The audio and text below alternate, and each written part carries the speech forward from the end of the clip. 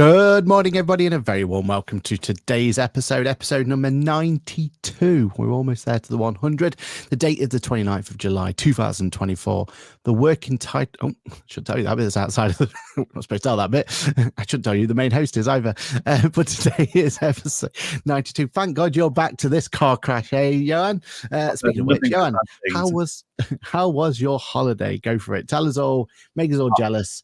Tell the world how good it was to go away and just recharge. I'm so jealous. Go for it. So yeah, no, it was literally just 2 weeks. So Saturday that I left, as I was going to the train station, I uninstalled everything: Teams, mail, calendar, everything got uninstalled from all of my devices. It was all left on one device, on my MacBook Pro, and I put that in my bag, in my suitcase, and I've literally just taken it out of my suitcase now. I've not opened it in 2 weeks. Nothing. I mean, over 800 emails to go through, but that's a different problem. But yeah, 2 weeks of complete R&R basically, and it struck me that as well that when I do my time off, I have phases. So I've got phase one, which is where my mind just shuts off. It really does not care. Like, chill, don't think of work. It's not a fight to stop it from thinking about work. It just doesn't think about work. It's amazing. Phase two, I start thinking about work again.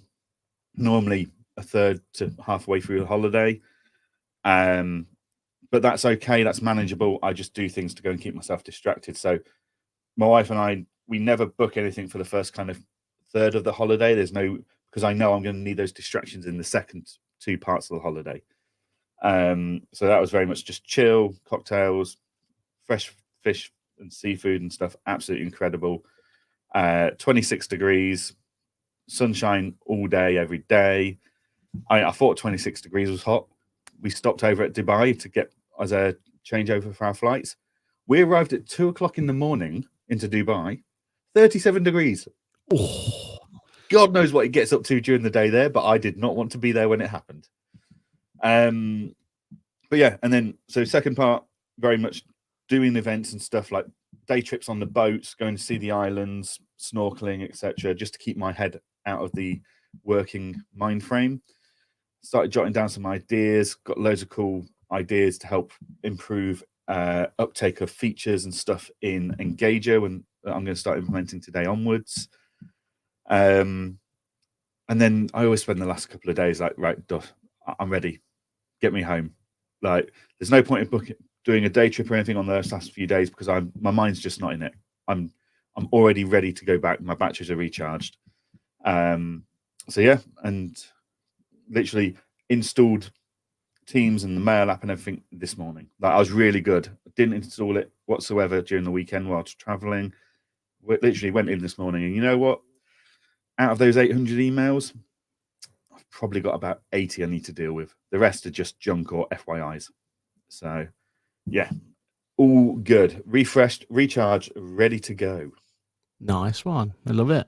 And did you did you have a chance to watch the Formula One? So we watched the first half of the Hungary Formula One before we went out for dinner, and then we were doing the BBC update. Yeah.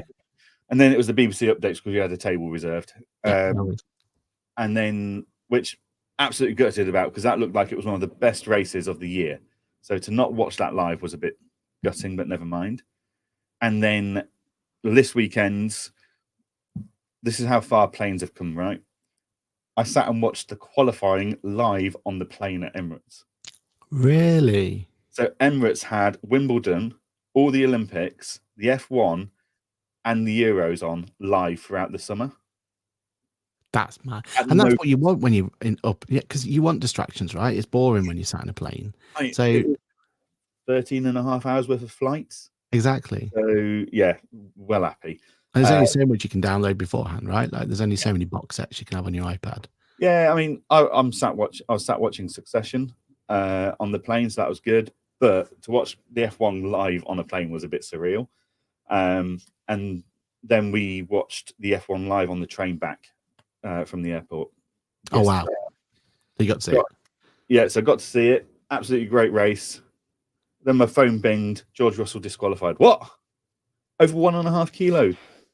That'll teach him for getting rid of the bag of sugar. Well, you know what happens, don't you? This is. You think about it. Every other race in the whole world, you get to do a 1 lap out, don't you? You do that little out lap, Yeah. or in lap should be.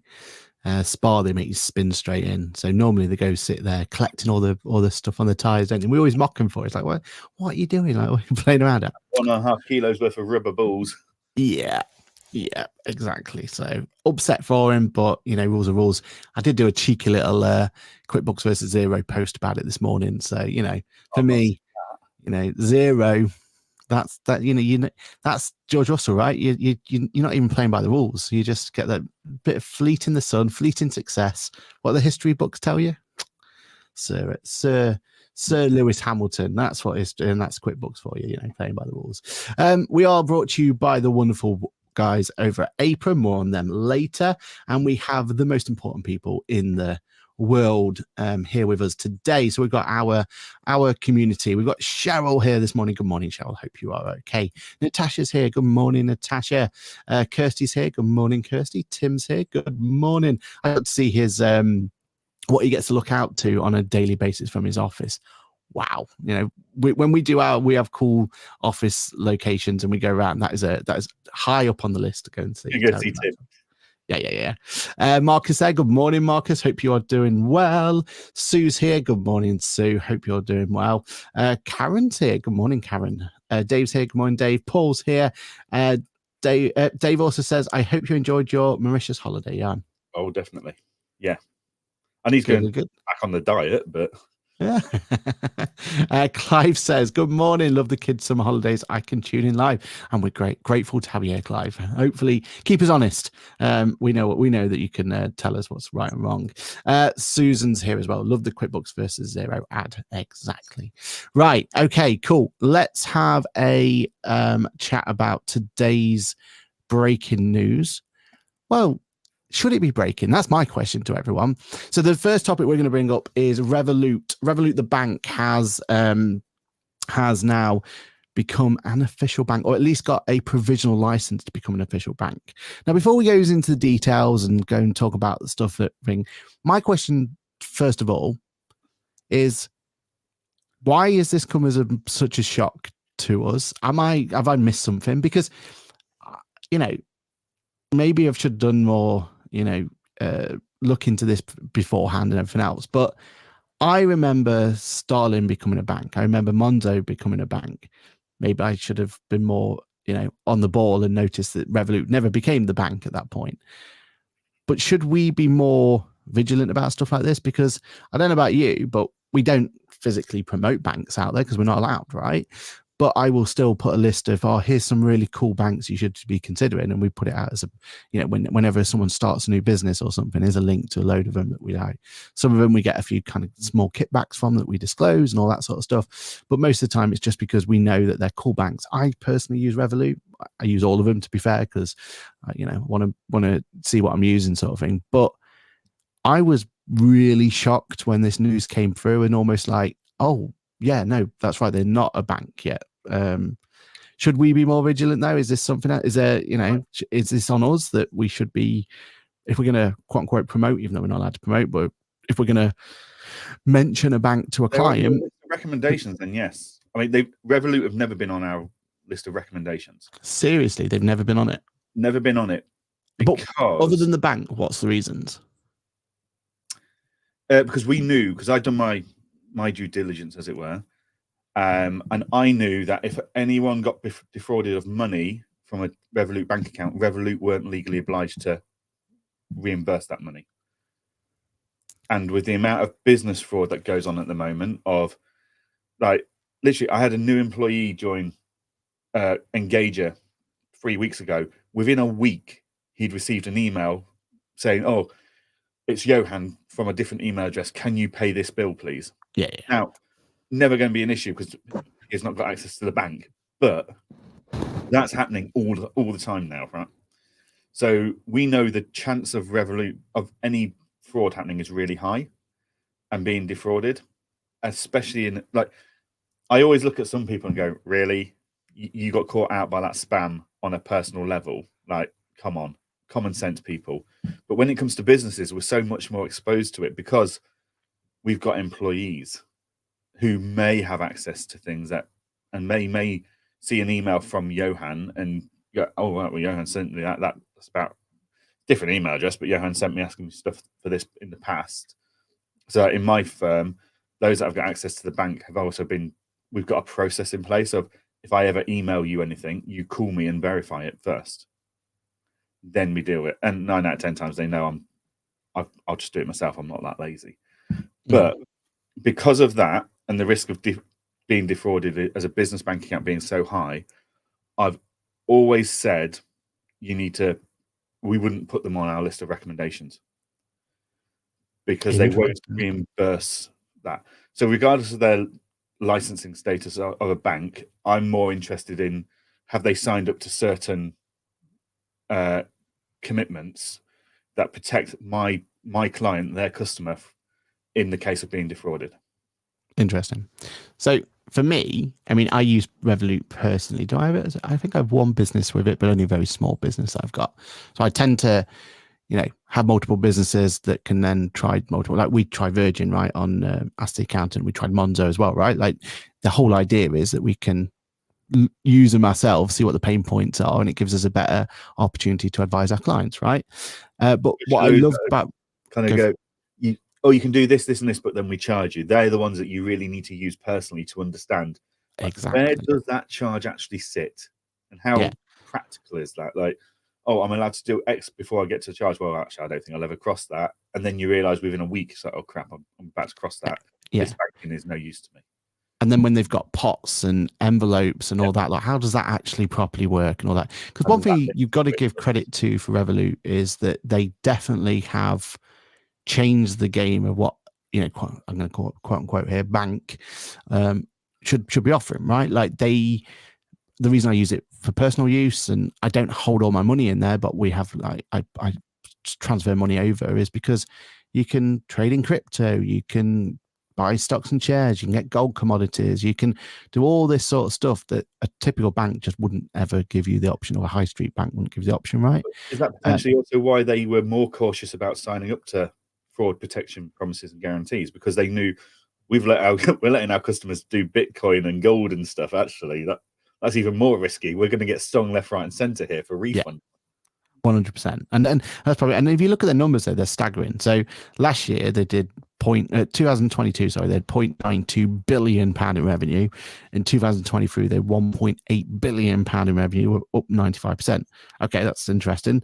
But what is like crazy is the amount of money they hold. So they're holding 13.2 billion customer balances in 2022.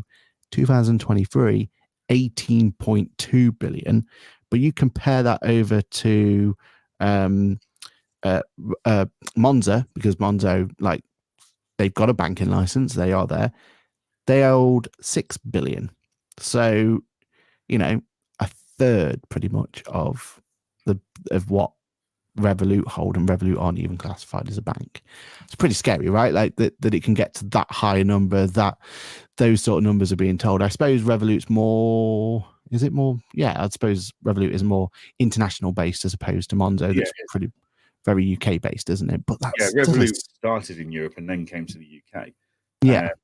Because the other thing I always caution people about when it comes to these banks is that for a long time, I don't think it's an issue anymore, but for a long time, Tide was a nightmare for certain things.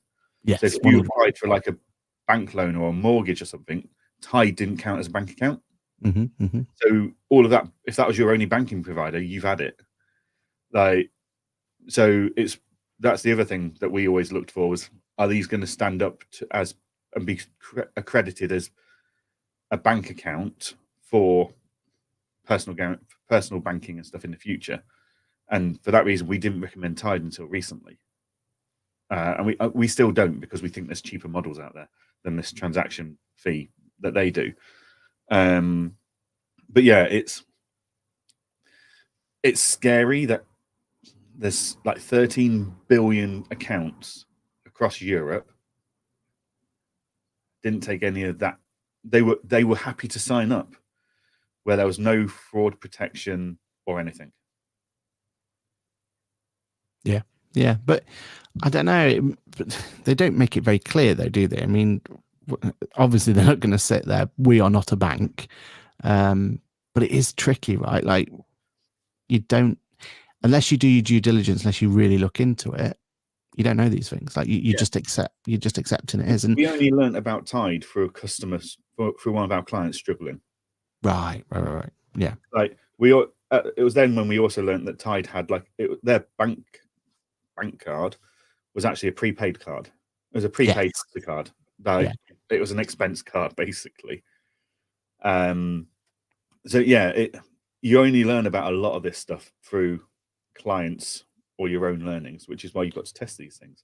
But we saw it in COVID, right? Like there was only Starling out of the challenger banks that was ever granted the opportunity to give out COVID-based loans. Yeah, that they were the only one that was. But then they were the only one that got their banking license by then, right? Like they were the only one that were given that opportunity. So yeah, it's going to be and it's tricky as well at the moment because the whole landscape is completely changed, right? Like as Tim says here, we use Revolut as temporary solution for new companies because it takes about 3 months to open a bank account here. And it's not just there. It's not just because it's in a Guernsey or anything. It's because everywhere, like you try and go to a high street bank now and set up a business bank account, it's red tape after red tape after red tape after red tape after booking after everything else, isn't it? Like 3 months actually isn't too bad a time frame for some of the horror stories we've seen, some of the clients that we've had trying to get their bank up and running.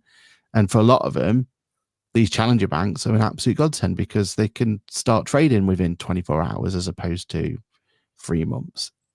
It's really difficult for them out there. And that's why these challenger banks are so popular. It isn't necessarily all these cool features and all these things, which I actually like. For me, the feature of Revolut that has always been grateful for me is the fact that you can have those temporary virtual cards, right? Yep. If I'm going to buy something that looks a little bit sketchy, create a temporary card, make the payment, dispose the card. Like there's nothing more protective than that, is that they don't hold any of my bank details or anything on file now because that card's gone. Certainly with my high street banks I use, they don't give me that option, and that's what 5 years ago that was introduced. Yeah. So that's the bit to me that excites me, and that's the bit that I can definitely see why people see this as a popular choice and they're going in. But also, I did see an article. Was it before I went away or while I was away? Someone had got into their Revolut business bank account, quite a big business as well. I'd argue that business had no place being with Revolut in the first place. But someone had got in, issued hundreds of temporary cards, and at £200 a go, they'd spent tens of thousands of pounds within hours. Wow. Using that temporary card structure. And I imagine it was some code or something that let them set them up. And it turned out the reason they used those temporary cards was absolute spite, because if you set up all those temporary cards and then cancel them, where does the refund go to? Of course. So it was absolute malicious. Like, not only are we going to defraud you of your money, we're going to make sure you can't get it back from the retailers. So pros and cons. Yeah, 100%. Kirsty says, I'm upset about Tesco changing to Barclays. I love my club card points, etc., and pay in full as Martin Lewis. Where next? Yeah, I mean, that's one of the reasons why I still hold on to some of my, personal credit cards and everything else, just because I'm tied into some sort of point ecosystem, right? Like that's normally, I don't care about rates or anything like that, or, Revolut now will have the option, if they get granted a banking license, of becoming a credit card provider.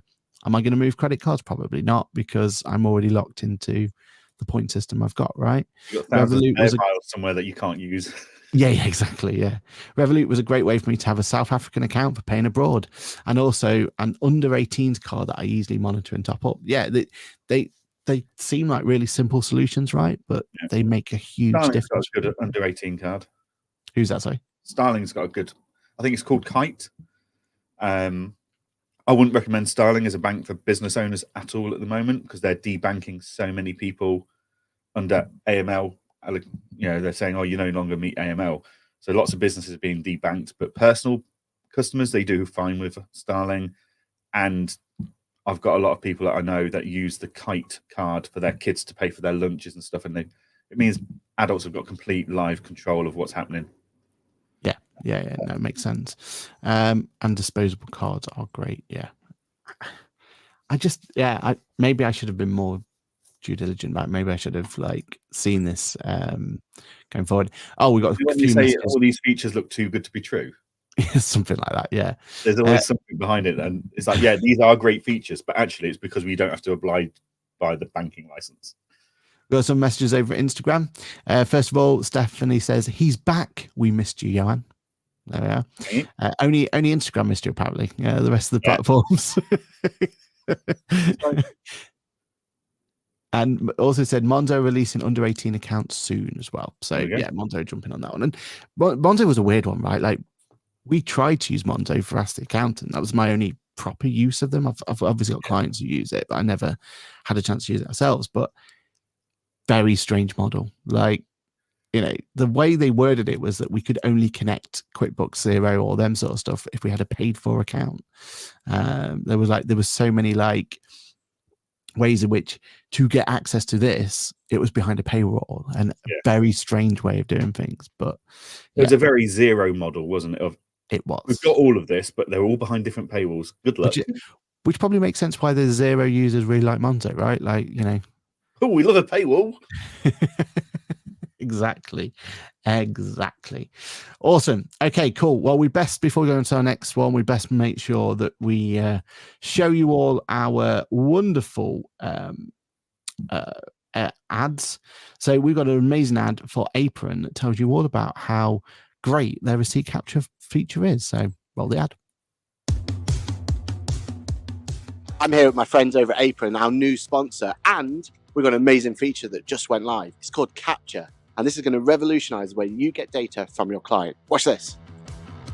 Get the receipt, take the photo, bish, bash, done. That's it. This is going to be dead quick, dead straightforward, dead simple, and more importantly, it's easy for your clients to use. Did I tell you you got WhatsApp as well?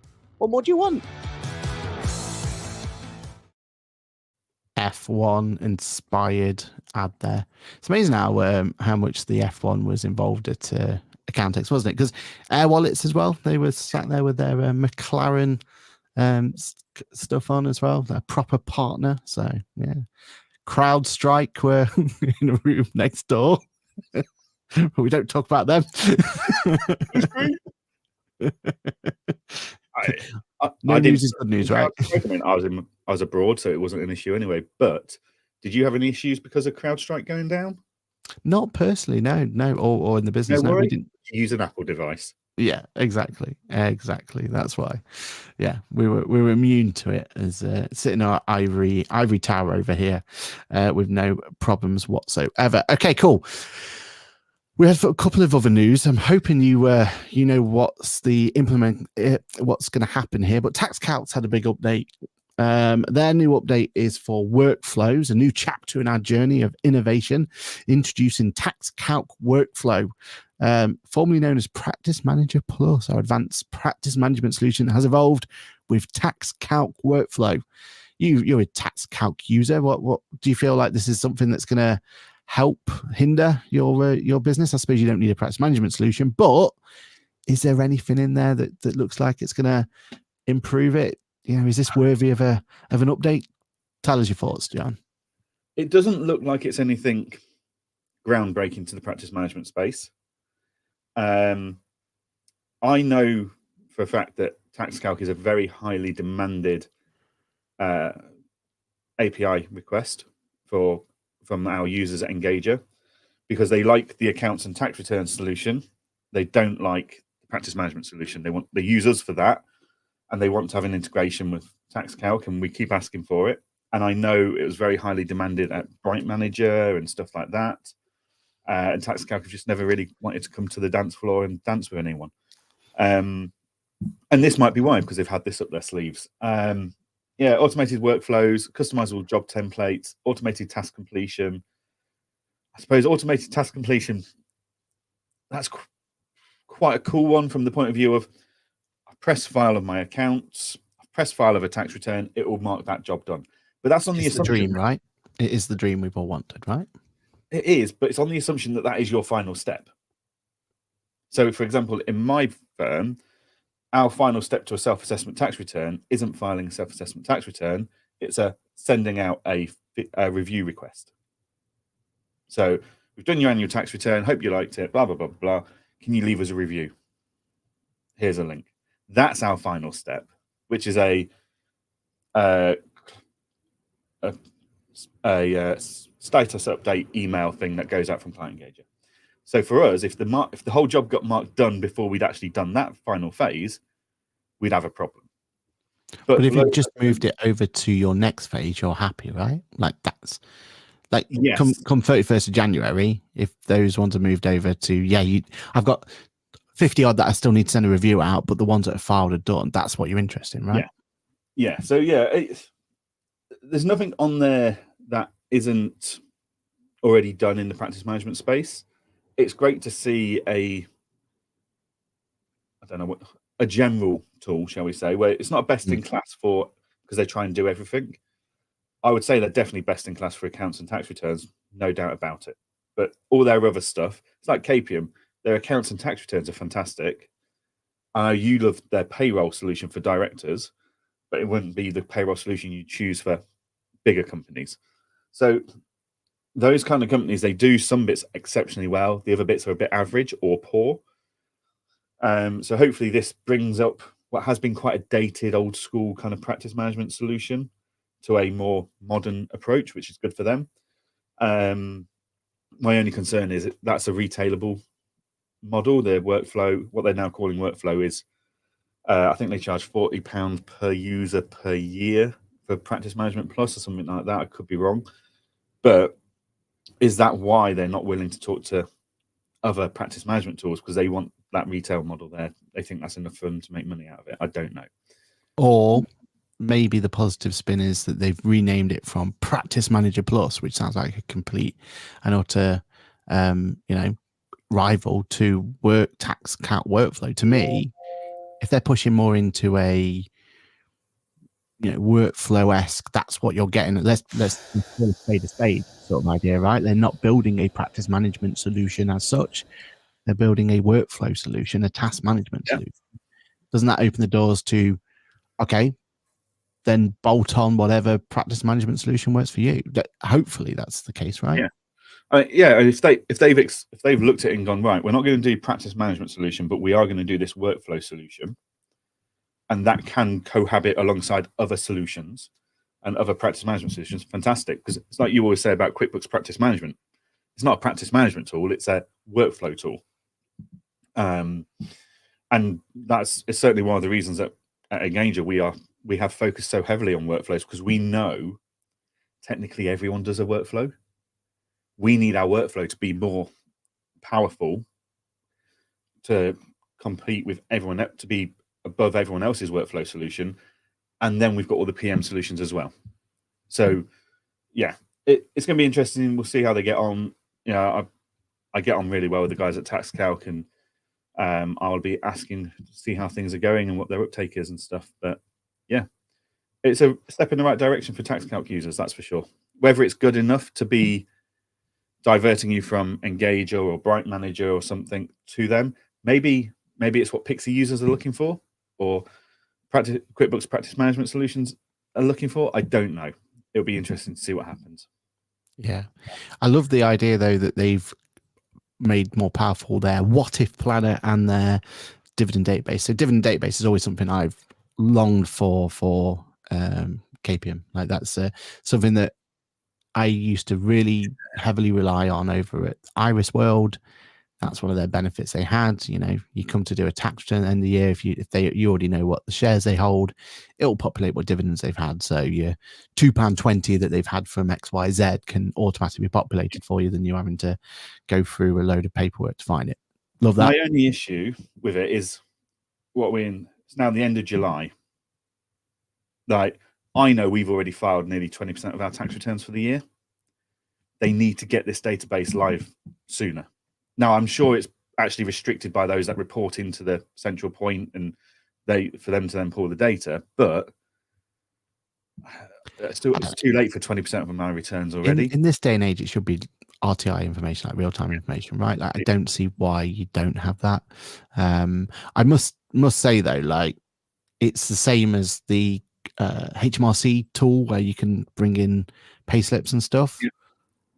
We've had the same thing. We've had to file so many of our returns without it because P11Ds and stuff. But now, hopefully, with P11Ds going, that's one of the benefits we'll have, right? Going forward, that data will be available, hopefully, from the 6th of April, because that's when it should be available, right?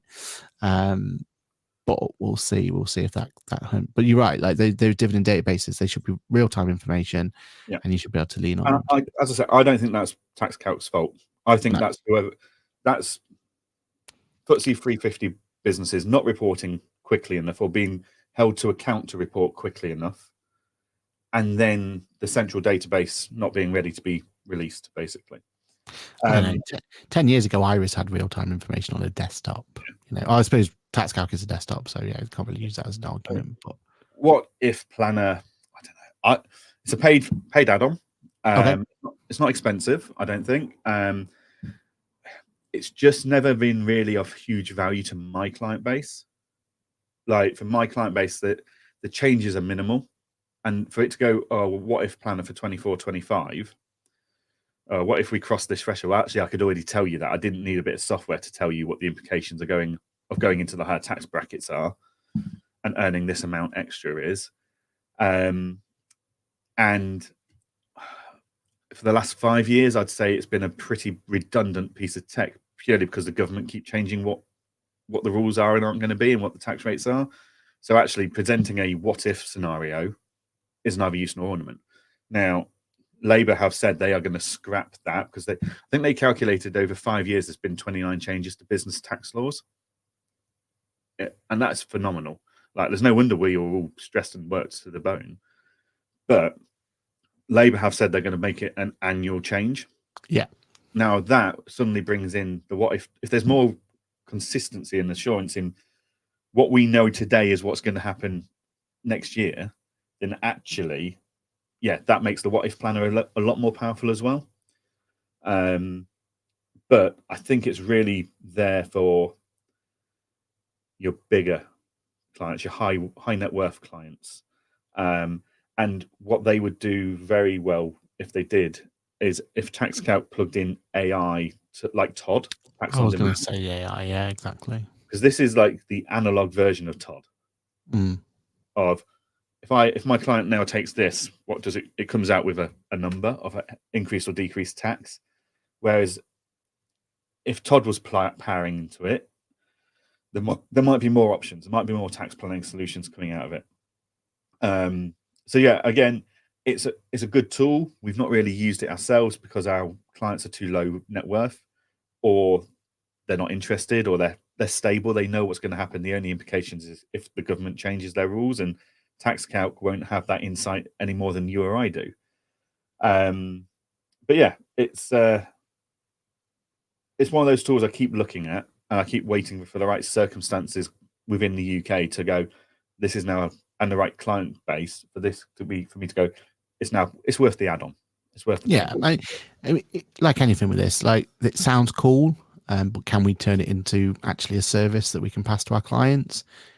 Only your own client base is going to tell you that, right? Like, that's that you've already said, because this does lead to a really nice business advisory cost, or fee, or something like that if your clients are going to be up for paying that little additional fee, or whatever the fee is going to be, then this could be a really powerful tool for us. If we ever have these sort of questions, we have to create a dummy account on KPM or whatever, and we run the scenarios through that dummy account, and it can be done, but it's messy, right? And like, we don't want messy. We want clean and good workflows, and ones we can trade it. Because I couldn't get any of my team to do that. It's too finicky, right? Like, but if we had a nice planner tool like that, maybe that's where we can start going, you know what, more members of the team can start dishing out this service.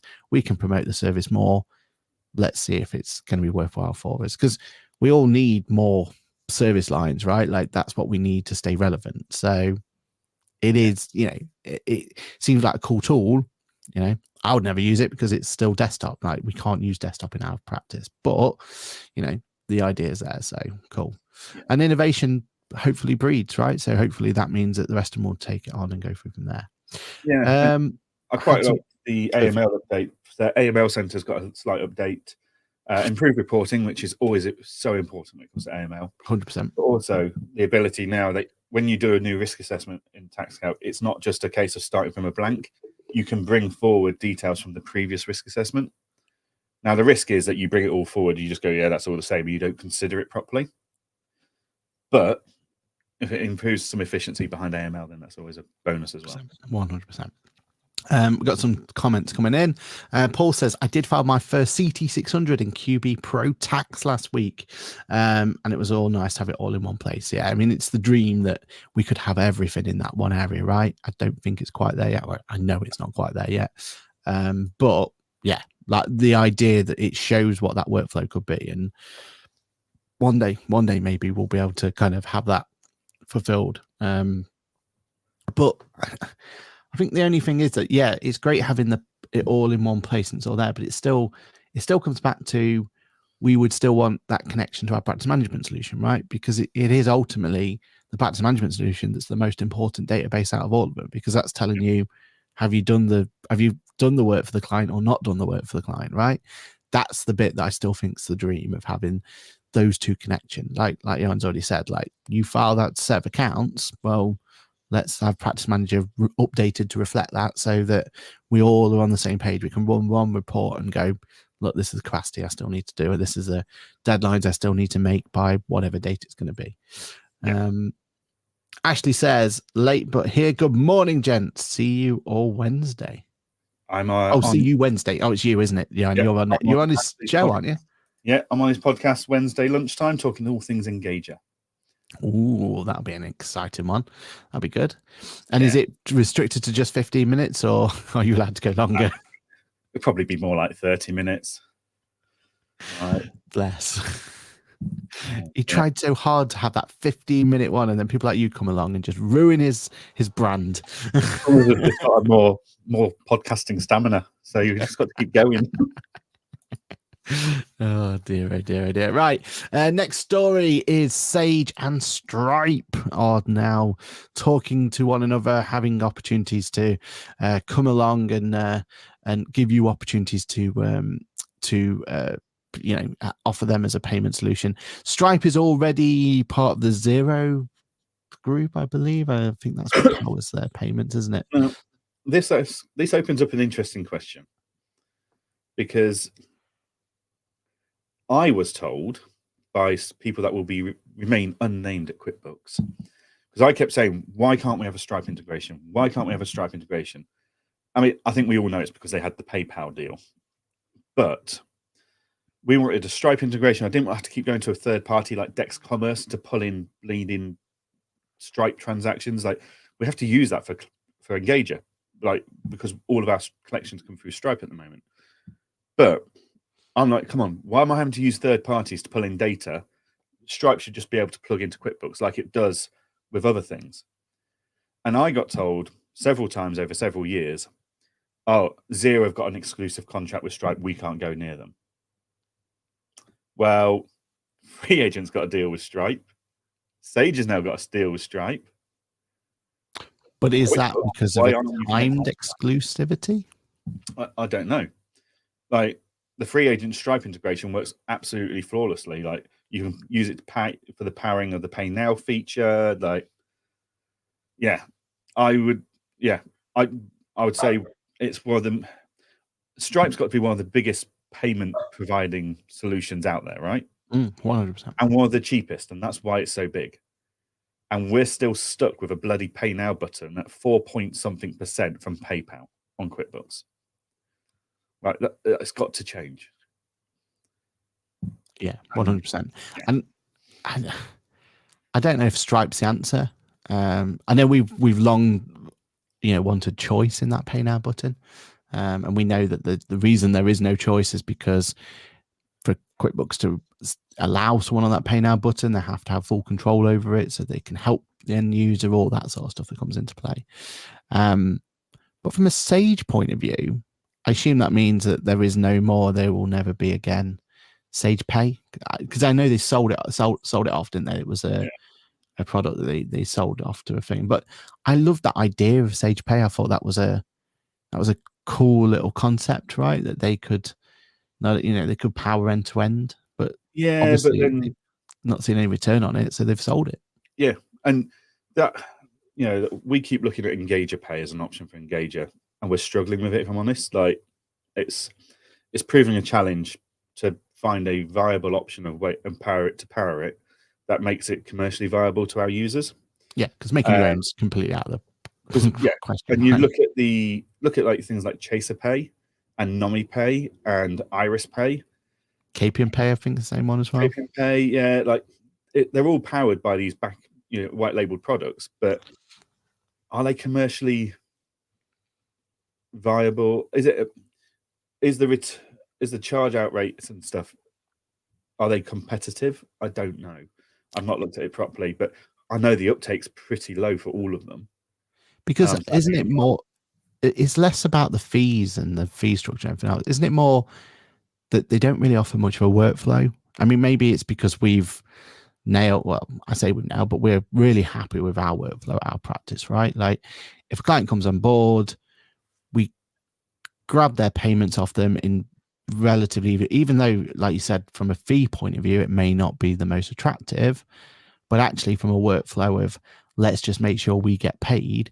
I mean, we were having a conversation with someone the other day about debt collection and how they're trying to come into the UK and trying to take on the UK market. I said, one of the problems we have as a practice is that we've got 6 different ways that clients could pay us. But actually, the reason we have 6 different ways is because each one has a reason for that payment to be there, right? There's an attractiveness to that client, or there's we're making it frictionless as possible for that client to make payment or to ensure that we get paid on time.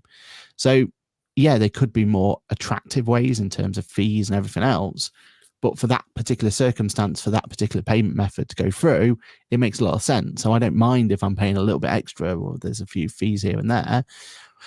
And I feel like that's what these solutions don't give me. They don't give me anything extra. They don't give me a better workflow. They're not giving me something that makes me go, oh, you know what? My client's going to have a better experience using that, so let's sign up for it. It seems like at the moment we're in that situation where it'd be lovely if there was one payment provider to rule them all, but there isn't. And we've just got to kind of just accept the fact that, there's a risk factor to the fact that we've got multiple payment structures coming through, right? Yeah. Even us as an accountant, we still get to points in our month where we're like, not reconciled our control account properly, because the integration's not worked, and we've got to go through and manually find it and all that sort of stuff, right?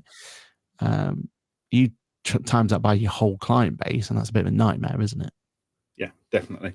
Yeah, payments is one of those things that's always going to be a bugbear, I think. But yeah, I just think it's interesting that everyone now talks to Stripe and QuickBooks doesn't, yet Stripe's becoming, or is the biggest payment solution for websites, anything. Subscriptions are so easy to manage through them. QuickBooks needs to get on the Stripe bandwagon. That's what they need to do. Yeah, or offer an alternative, right? I mean, if this was 5 years ago, PayPal was such a dominant force that you'd just go, right, convenience-wise, and we did. Yeah. And that's exactly what we did. But then you see like huge chunks of money going missing, as it were, in fees. You just go, you can't, it doesn't take long for you to go, well, sod that, I'm turning that off. Yeah. I'd rather take the risk of the client being a bit slow paying me than lose 30 quid to a fee because it's a larger invoice. 100%. But with this Stripe integration, I assume, it's going to be just plug and play, really, and then that's what you want, right? I wonder if, and I don't know if this is ever been integrated into any others. I wonder if they'll go down the route of actually allowing the subscription-based payments come through, because we have that activated on our website for various certain bits of our smaller services, right? Like you want to buy a QuickBooks license offers, for example, and we use Stripe's effective, that it's not a direct debit solution, but a subscription-based recharge. A credit card or debit card charging. Yeah, exactly. More subscription. I mean, is that something that we'd find useful on our invoices if we ever had that opportunity? You know, the problem is you've got to make sure you've got the flexibility there. Like the beauty of GoCardless, for example, is it will collect whatever your invoice tells it to collect. Yes. And if that goes up or down, it's not an issue. Yeah, because true direct debit, right? Yeah.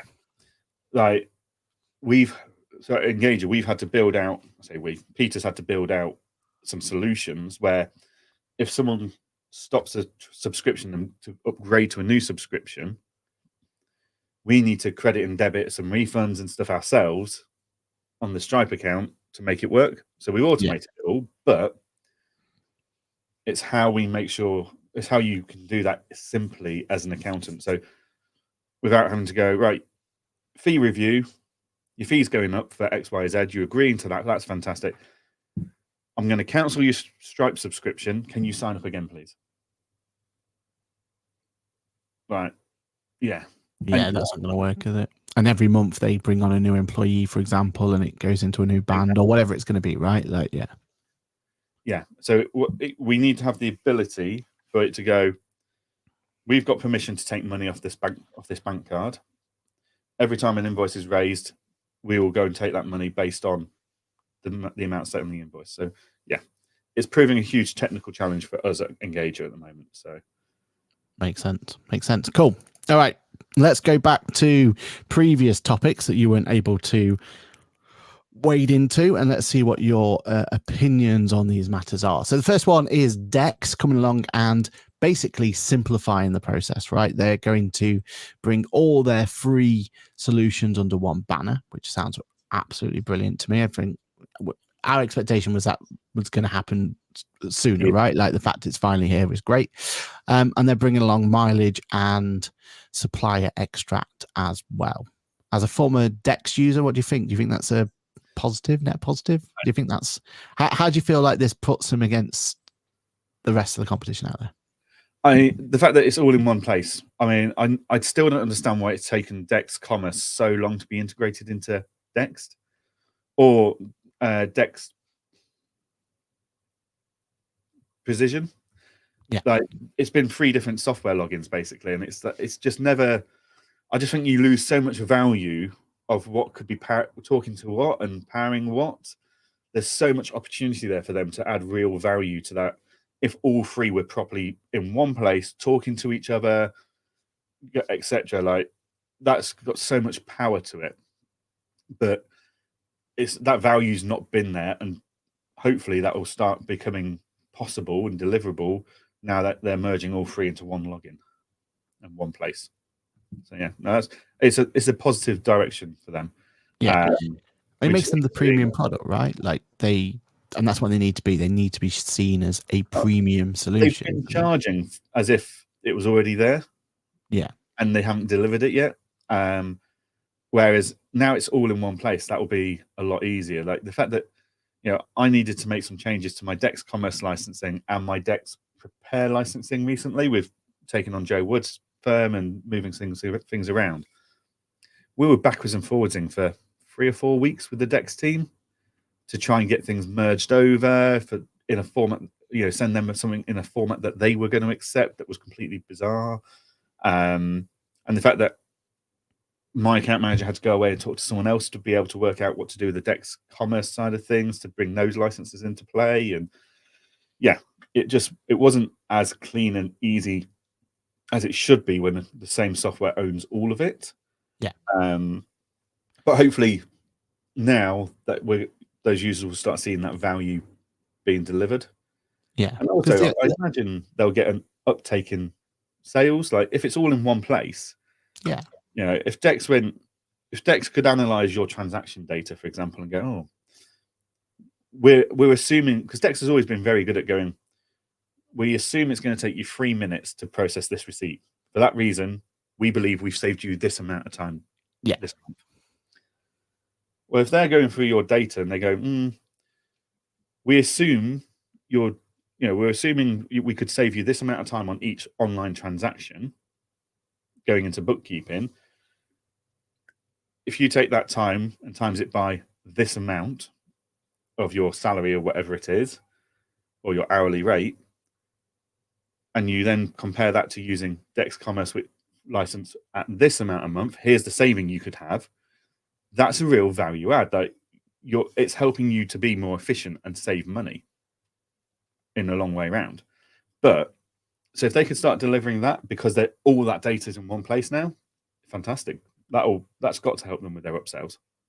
Yeah. And they've got to build it more of a platform, right? Like that's what their strength has to be. Is it Dex as a platform? You attach Dex to a client, and all this magic can happen. You wouldn't use Hero Payroll or QuickBooks Payroll or QuickBooks Receipt Capture or something if you had to log into a different website to do it. Like it needs to be in one place. Yeah, exactly. So yeah, no, I'm hoping this is and hopefully if it's all in one platform as well, more meaningful updates can happen that's going to push it even further, right? Like that supplier extraction is a step in the right direction. The mileage thing gives a reason for people to install gives reason for clients to install the app, right? That's what they need. They need those little hooks to go, right, this is why Dex is so useful for you. It's because it gives you and all these benefits. At the moment, it's good for you, but we're gonna have to sign that up, and there's all this friction to get yourself signed up. Yeah. So fingers crossed, that's in the right direction. What about your view on the world of Apple bringing out Vision Pro to the UK? So it's been in the US for a while. We've seen it. Like we were sat there, maybe jealous, maybe not, that we weren't able to use it. What's your view on it? Like, is this something that, because clearly you've not gone out and bought it. So there's obviously, and I highly recommend no one ever goes out and buys it. Let's be honest. But what do you think? Do you think this is too soon? Do you think we need this sort of technology? Do you think it's the future? Go for what's your opinion on it? I think there's use cases such as the AR side of things and the VR side of things. Like when you're training doctors and dentists, amazing. When you're sat there with it on and you're visualizing an F1 car or engineering schematics or architecture or something, amazing. Do we need it in our roles? No. And I'm quite pleased that it's right. So I'm looking at you. I've got 2 monitors here, which is about $1.5 grand worth of kit. So if I go and spend another $4 grand on a AR headset, I've then got $1.5 grand's worth of monitors not being used. So I'm sat there going, well, I'm pleased it went to America first, because I think if it went worldwide, I'd have probably been sucked in. But because it went to America first, it saved me $4 grand, because I'd watched everyone else's reviews, and entertainment wise, amazing. Like they've just launched a new update, which means you can watch F1 in it. Now that could be incredible. And I am slightly envious that you get to watch F1 through your Apple headset, if I'm honest. But I'm also like, that's not enough to justify $4 grand. If I was starting out from scratch today in my firm with no kit, I may consider it. Instead of buying monitors to work along because you can't just work on a laptop. If people do, hats off to them, because I don't know how they can do it effectively and efficiently and productively. Like I need the screen real estate I've got. But if I was starting out today with no kit, I would probably go and get a MacBook Air and a Vision Pro, because the Vision Pro would be my multiple screens, my productivity center, and my MacBook Air would be that travel and the powerhouse behind everything on the Vision Pro. Anyone that's already got monitors, etc., unless you're already planning a big upgrade, I don't see the need to spend that kind of money on the headset. I don't think it's unique enough at the moment. I think it's a very cool tool.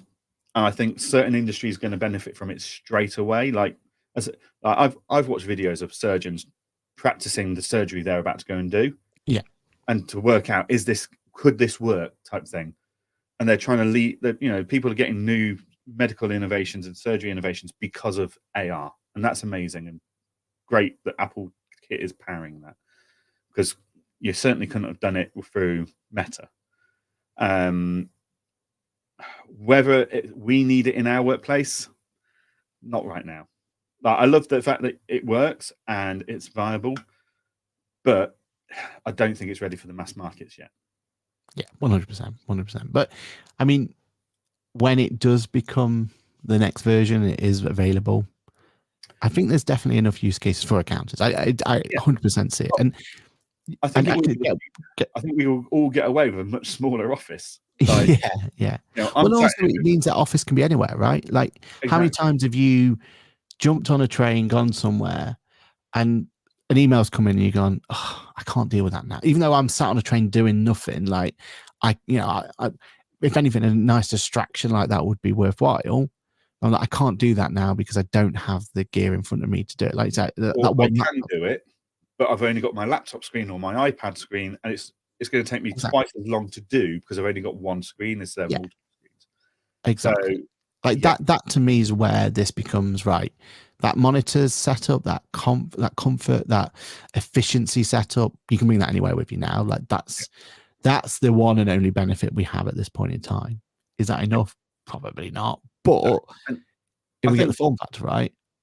Yeah, like I think if it was a bit lighter, and if I hadn't just spent $1,000 on a huge curved monitor, I would be more open to the idea. I think it's just not the right timing for me, considering the investments I've made in refurbing this office. Whereas I do love the idea of having a desk with a chair and sitting there with a headset on and a keyboard and mouse and just powering through my work with multiple screens, dragging and dropping. Like I use Brain FM at the moment to help me to to have a background music that just helps me focus and stuff like that. I imagine that on the AR headset with your remote environments and stuff, amazing, absolutely incredible. So I can see it, and if in my circumstance I hadn't just spent all the money I've spent on my office refit, I would probably go, actually, that's the solution. That's what I need. But I'll be interested to see what comes out in the next few years from it. Like I will be making the purchase at some point. Version 1 might just not be that point. Yeah. I get it. I agree. And you're right as well. Meta's definitely not the solution. As I keep going back and forth on them and seeing how much better Apple's implemented it than ever before, but they're still not got it right. Cool. A few last takeaways. My takeaway this morning from AJ is happy workflow, happy life. Could say better themselves, right? But yeah, exactly. What better workflow than using MailChimp as well? There's a nice little plug for you. Have you seen their adverts lately? They're coming to UK, like it or not. They are coming to the UK. Cool. Anything you want to talk about before we say goodbye, Johann? Anything else anything people should look out for? You've got Wednesday, haven't you, with Ashley? Anything else? So Wednesday lunchtime, I'm with Ashley talking all things Engager. Wednesday night will be our first weekly live in a couple of weeks for Engager users. I'm promised lots and lots of updates and news to be delivered. So watch this space. The development team and product team have had 3 or 4 weeks of no releases. They've all been stored up, ready for when I got back. Fingers crossed that we have some excitement there. I'm sure we will, knowing them. They'll have a one more thing tucked away somewhere. And then I've got loads of webinars to schedule to help get people using Engager to implement it even more and start using features that perhaps they're not using yet, like automations and stuff like that. So, Sounds good. Brilliant. All right, everyone. That has been a very entertaining episode of Ask the Accountant. We are back next week for same time, same place. More news, hopefully more news that are actually, we can get our teeth into. Otherwise, we're going to be scraping the barrel, if I'm completely honest. It seems to be a quieter time, right? Some holidays. Everyone's on Well, holidays. I guess. But come on, give us some news. Give us some news. All right, buddy. Thank you, everyone who has contributed today. You've all been absolutely amazing. Great to hear your feedback, as always. And we will see you the same time, same place next week for another exciting episode of Ask the Accountant. Bye for now. Goodbye.